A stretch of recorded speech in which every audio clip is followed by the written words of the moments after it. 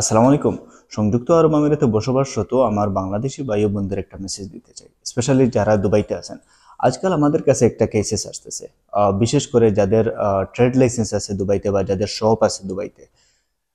প্রবলেমটা হচ্ছে যে অনেকের ইমিগ্রেশন কার্ড ব্লক হয়ে আছে, অনেকের ভার্চুয়াল ইজারের কারণে, অনেকের লাইসেন্স এক্সপায়ারের কারণে, আবার অনেকের লোকাল স্পন্সরের কারণে।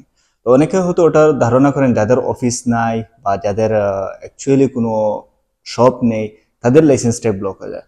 আসলে ওইরকম কিছু না। মেইন কারণটা হচ্ছে আপনার লাইসেন্সের যে স্পন্সর আমরা রাখি, বিশেষ করে আমরা বাংলাদেশিরা মনে করি যে একজন যদি লোকাল স্পন্সর রাখে লাইসেন্সে, তো সিভিল কোম্পানি থাকলো, আর বছর শেষে আমরা যখন লাইসেন্স রিনিউয়াল করি তখন টাকাটা কম আসলো।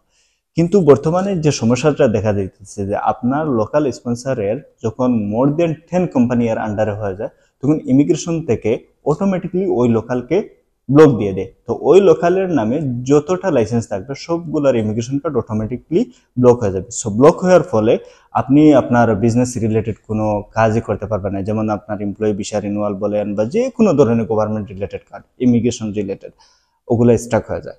সো এখন আপনাকে কি করতে হবে? এখন আপনার একটাই সলিউশন, আপনার কোম্পানি থেকে লোকালকে বের করতে হবে, এবং আপনি নিজে 100% কোম্পানিতে ওনার হন বা কোনো লোকাল রাখবেন না, কোম্পানিকে সিভিল থেকে এলএলসি বানায় ফেলেন।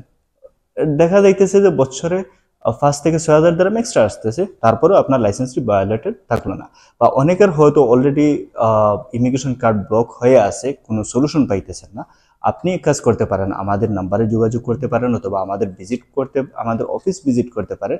ইনশাল্লাহ আমরা ওই ব্যাপারে আপনাকে অ্যাসিস্ট করব, আপনাকে কমপ্লিটলি গাইড করব আপনাকে কি করতে হবে না করতে হবে লিগেল ওয়েতে। Thank you.